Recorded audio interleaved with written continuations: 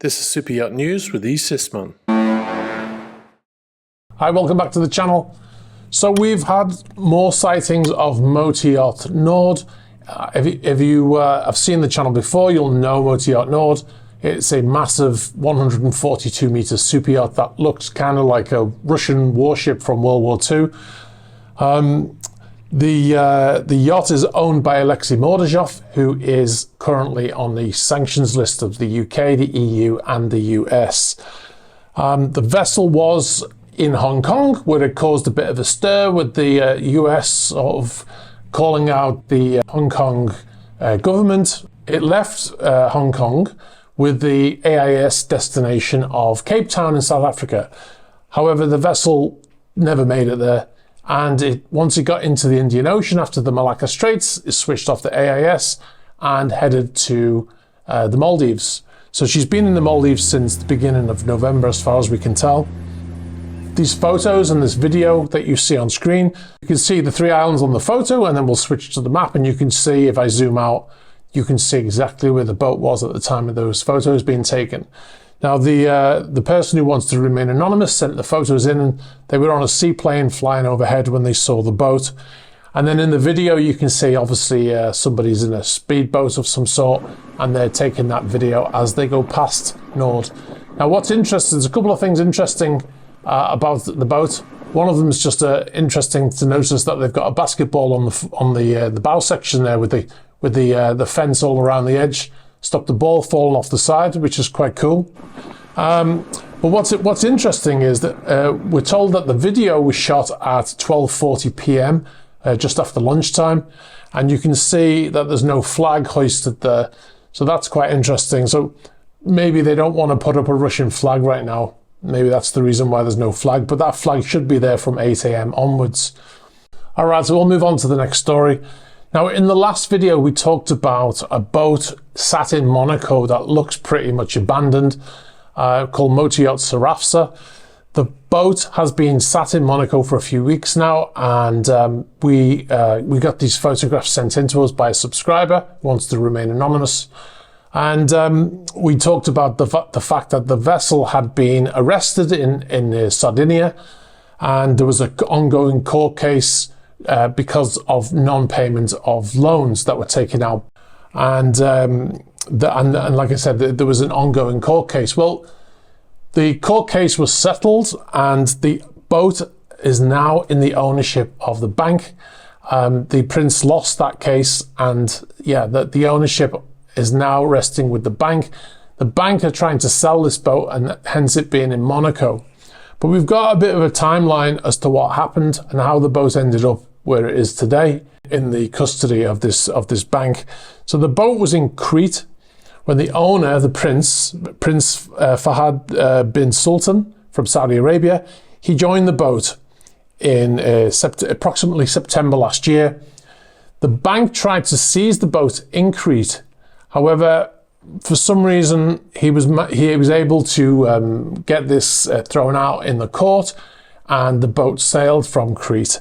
And eventually, I'm not sure if it went anywhere else in between that, but eventually it headed to Sardinia.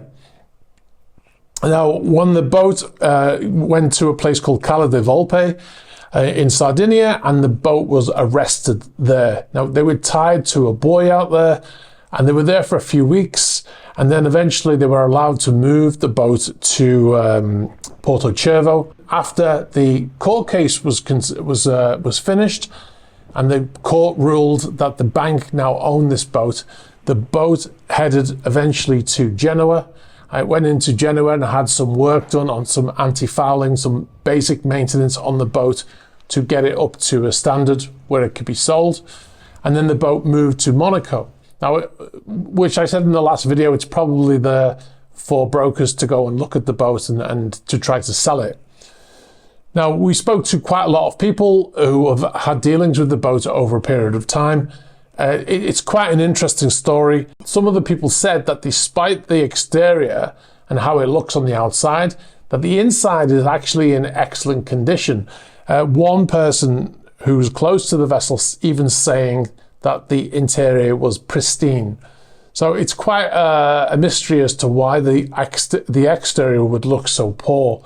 On the scale of things, it's not that important. It looks bad, especially when you're trying to sell it, but ultimately it's an easy fix. It's just costs money to fix it, and whoever buys this boat will no doubt send it somewhere to have that paint job done.